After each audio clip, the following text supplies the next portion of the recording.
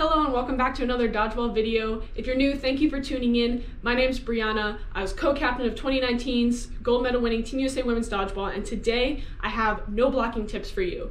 6 no blocking tips to be exact. So no blocking is that time in the game in the WDBF foam rules where at the end of the half and at the end of the game, you go into what's called sudden death, aka no blocking, where you can no longer legally block a ball. If you do, you're out.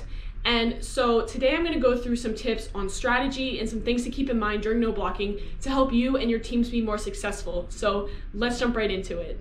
Tip number 1, don't hold 2 balls on defense, and be careful when you hold more than 1 ball on offense. And obviously for those of you out there watching this like, oh, I always hold 2 balls and no blocking and it's no problem.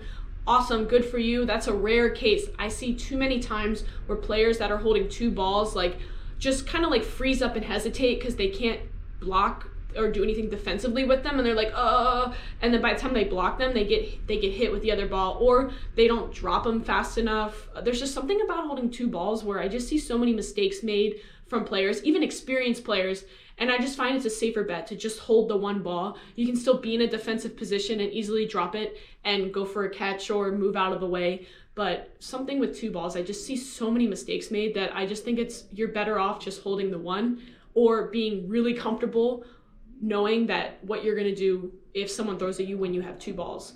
So I do see though with Malaysia, for instance, one of their popular strategies is to put the extra ball in front of them in hopes that you hit that dead ball, or they'll just drop the ball right in front of them in hopes that you'll hit the ball that they dropped before it hits them.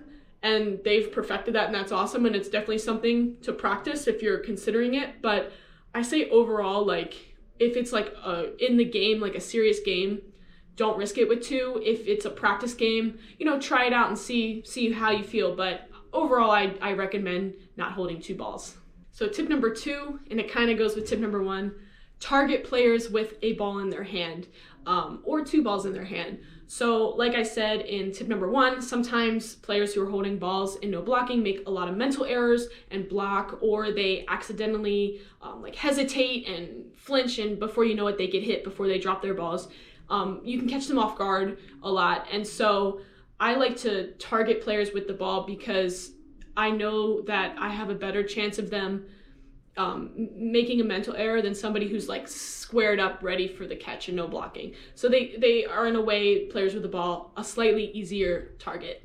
Tip number 3 is to bait those catches. So as I said in tip number 1 and 2, you tend to want to target players with a ball in their hands. You tend to not want to hold too many balls in your hands, but the defensive tip for that is to be mentally prepared to bait for those catches, meaning you're holding those balls to make yourself look like a better target to the other team, and when they throw at you, you already are dropping your ball and getting ready for that catch. You've already made the mental decision that the reason you're holding those balls is to bait the other team, and so you're less likely to make a mental error because you already know what you're doing. So if you are a top catcher or you're just very comfortable going for the catches, then hold those extra balls and try and bait the opponents to throw at you, or just hold 1 ball and make yourself look like a better target. You just have to make sure that you're already ready, that you're committed to that catch, you're dropping that ball before they're even releasing sometimes, and ready to go for that catch. The tip number 4 is don't reach for catches.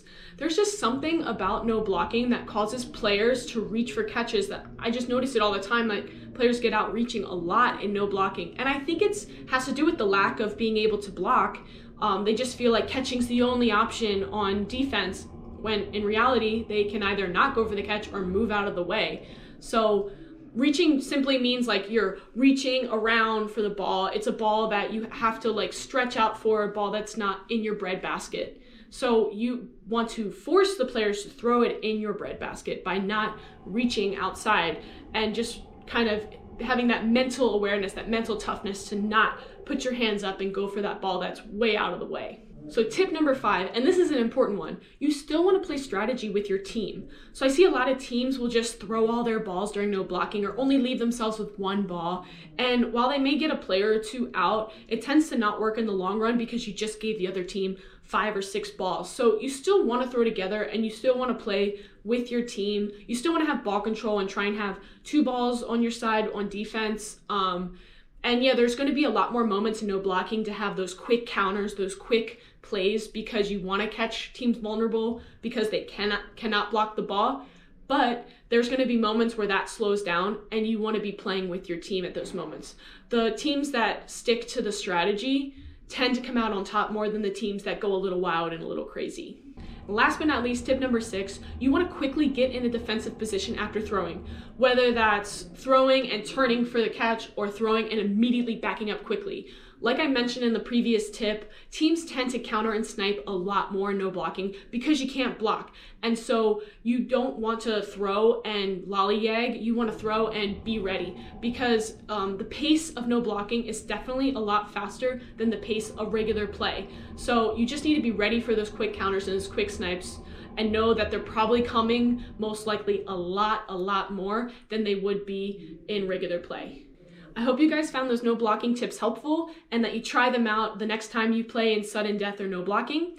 If you did find this video helpful, please give it a like and don't forget to subscribe to the channel. It really helps get my content out there, helps me with the YouTube algorithm. And like I've said in multiple videos, my whole goal of this channel is to bring more people into dodgeball and let them see what dodgeball is.